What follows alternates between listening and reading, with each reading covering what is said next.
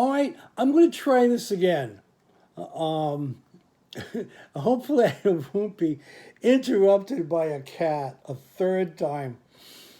No, no, she's grown bored. Anyway, I'm going to go through the books that I picked up yesterday at Torpedo Comics in Orange and Nuclear Comics in Laguna Hills. And they were in no order whatsoever. In fact, I just took them out of the bag, so I can barely remember what I picked up. From Valiant, there's an Injack number 3, written by Jeff Parker. Usagi Yojimbo, written and drawn by Stan Sakai. This is from IDW. This is issue number 22. And this is Ransom, part 1 of 3. From DC, we have a Midnighter Annual.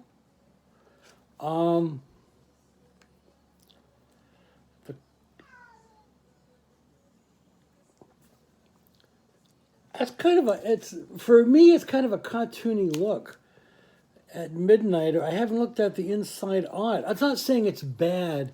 It's just that's not the Midnighter I'm used to. But we'll see. He's a fascinating character. And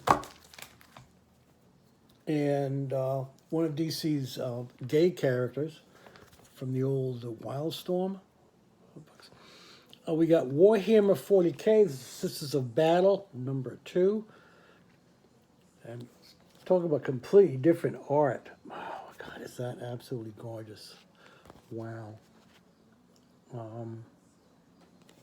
We'll say that for the Warhammer, their novels, their board games, etc. The video games, the art is absolutely stellar. And I think it used to be Black Library that published their prose novels. I'm not sure if it still is, but I highly recommend it. We got a Fantastic Four Life Story number 4, the 90s.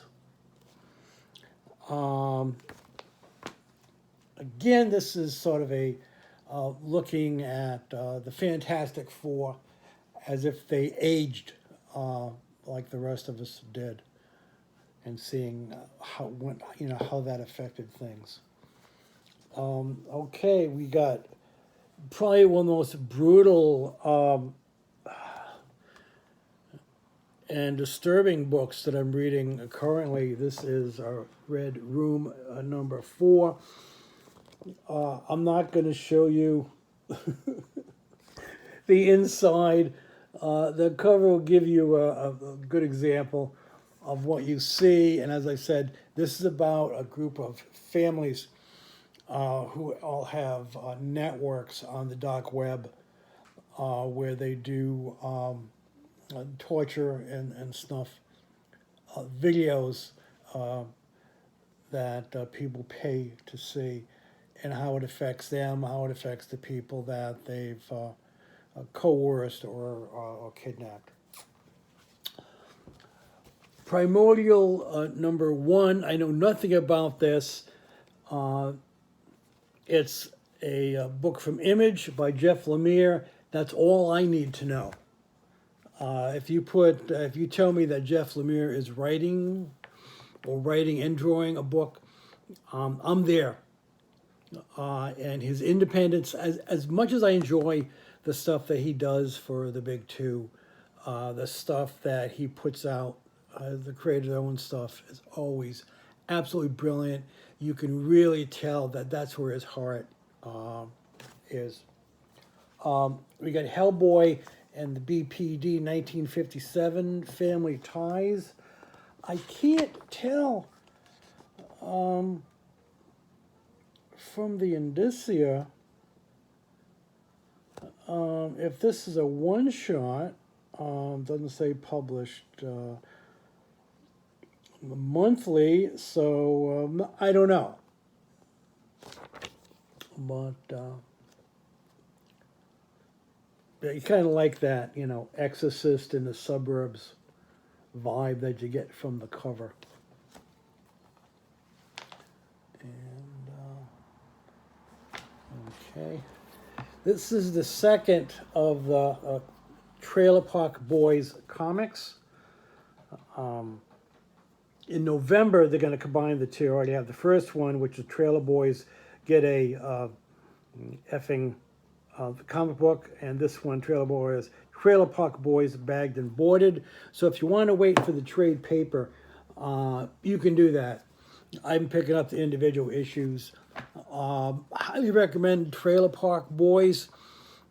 It's a Canadian a comedy series that's been going on for, God, what did it have, eight or nine seasons? Plus they did a couple of films, which I guess you could say is standalone or helped in those effects. They even did a limited animated series, which was a lot of fun. Highly recommended, a lot of fun. The humor can be gross. It's profane. Lots of drug and alcohol use, sexual references. No nudity that I ever recall. I haven't seen the films, so I don't know if those included nudity or any sort. But the show itself doesn't. It was a Canadian TV show, but even so.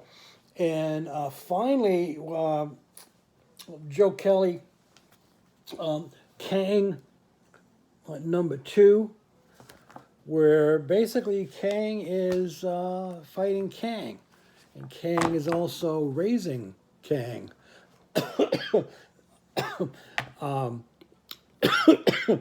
No pun of any sort intended there.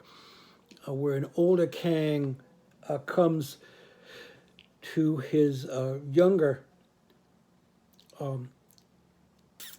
self and tells him that he will teach him to be a better Kang.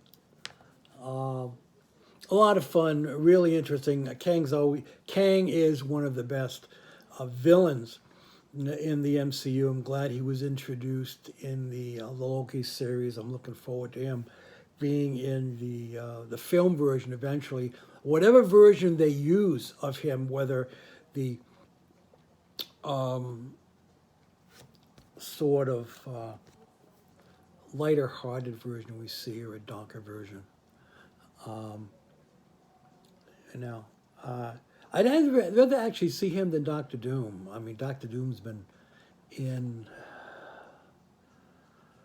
the 3 different attempts at a Fantastic Four, a franchise.